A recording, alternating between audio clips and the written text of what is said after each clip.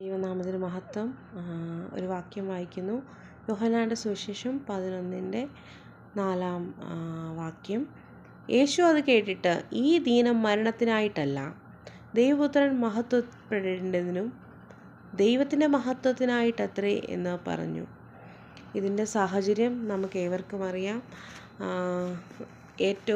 യേശുക്രിസ്തുവിൻ്റെ ഏറ്റവും സ്നേഹിതനായിരുന്ന ലാസർ എന്ന സഹോദരൻ, ഒരു കുടുംബം, ഏറെ പ്രിയപ്പെട്ടവനായിരുന്നു ആ കുടുംബം യേശുക്രിസ്തുവിന്. അപ്പോൾ ലാസർ മരണപ്പെട്ടിട്ട് യേശുക്രിസ്തു അവരെ കാണാൻ ചെല്ലുന്ന ആ ഒരു പശ്ചാത്തലമാണ് ഈ വാക്യത്തിൽ, ഈ ഒരു അധ്യായത്തിൽ തന്നെ പറയുന്നത്. അപ്പം കർത്താവിൻ്റെ ഒരു മഹിമ വെളിപ്പെടുത്തുന്ന ഒരു ദൈവപ്രവൃത്തി അവിടെ ദൈവം ചെയ്യുന്ന ഒരു കാഴ്ചയാണ് നമുക്കിത് കാണാൻ കഴിയുന്നത്. ഇപ്പോൾ ഈ സന്ദേശം കേൾക്കുന്ന ഞാൻ പറയുന്ന ഞാനും നിങ്ങളും എല്ലാം ഈ ഒരു സാഹചര്യത്തിലൂടെ കടന്നു പോകുന്നതായിരിക്കും. ഇപ്പം ഞാൻ ചിന്തിക്കും, എൻ്റെ സാഹചര്യം മരണത്തിലേക്കാണ്, എല്ലാം കഴിഞ്ഞു എന്ന് ഞാൻ ചിന്തിക്കുമ്പോൾ, അതുപോലെ നിങ്ങളും അങ്ങനെ ചിന്തിക്കുകയാണ്, നിങ്ങളുടെ സാഹചര്യം എവറിത്തിങ് ഫിനിഷ് എന്ന് നമ്മൾ ചിന്തിക്കുമ്പോൾ, അവിടെ ഒരു ദൈവം നമ്മളോട് സംസാരിക്കുന്ന, അവിടെ ഒരു ദൈവത്തിൻ്റെ പ്രവൃത്തി ദൈവം ചെയ്യും. അത് എന്താ പറയുന്നത്, മരിച്ചു എന്ന് കിടന്നിരുന്ന ആ ഒരു സാഹചര്യം, ആ മരണത്തിൽ പെട്ടുപോയ ആ ഒരു വ്യക്തിയെ 4 ദിവസം കഴിഞ്ഞാണ് കർത്താവ് അവിടെ എത്തുന്നത്.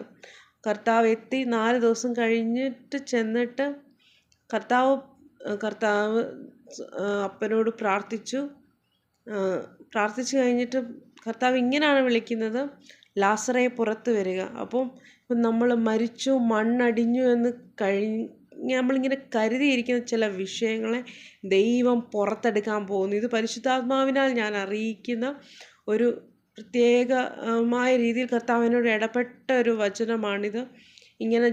ഞാനിങ്ങനെ ഇരിക്കുമ്പോൾ കർത്താവിനോട് ഇടപെട്ടൊരു വചനമാണിത്.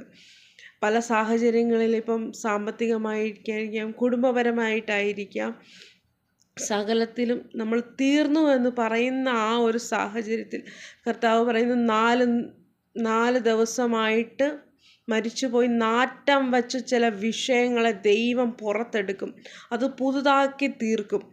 റോമർക്ക് എഴുതിയ ലേഖനത്തിൽ ഇങ്ങനെ പറയുന്നുണ്ട്, കർത്താവ് ഇല്ലാത്തതിനെ ഉള്ളതുപോലെ വിളിച്ചു വരുത്തുന്ന ദൈവം, മരിച്ചതിനെ ജീവിപ്പിക്കുന്ന ദൈവം.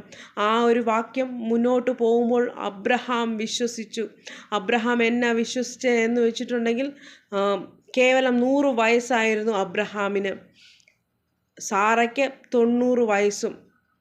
മക്കൾ ഉണ്ടാകത്തില്ല എന്ന് കരുതി പതിവ് വരെ നിന്നുപോയ ആ ഒരു ഗർഭത്തിൽ നിന്ന് ദൈവത്തിന് ഒരു ശിശുവിനെ കൊടുക്കാൻ, തലമുറയെ കൊടുക്കാൻ, ആകാശത്തിലെ നക്ഷത്രങ്ങളെപ്പോലെ തലമുറയെ കൊടുക്കാമെന്ന് പറഞ്ഞ ആ ഒരു കാര്യം ദൈവം നമ്മുടെ വചനത്തിലൂടെ വിശ്വസിച്ചെങ്കിൽ, ഈ വചനം കേൾക്കുന്ന നിങ്ങൾ ഓരോരുത്തരും ഇങ്ങനെ വിശ്വസിക്കണം.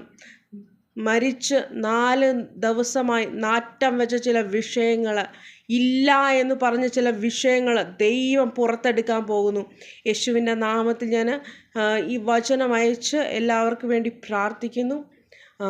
ഈ വചനം നിങ്ങൾക്ക് ഉള്ളതാണ്. എന്നോട് സംസാരിച്ച വിഷയങ്ങളും എൻ്റെ വിഷയങ്ങളിലും ഞാനത് ഏറ്റെടുത്ത് പ്രാർത്ഥിക്കുന്നു. ദൈവം എല്ലാവരെയും ധാരാളമായി അനുഗ്രഹിക്കട്ടെ. ആമേൻ.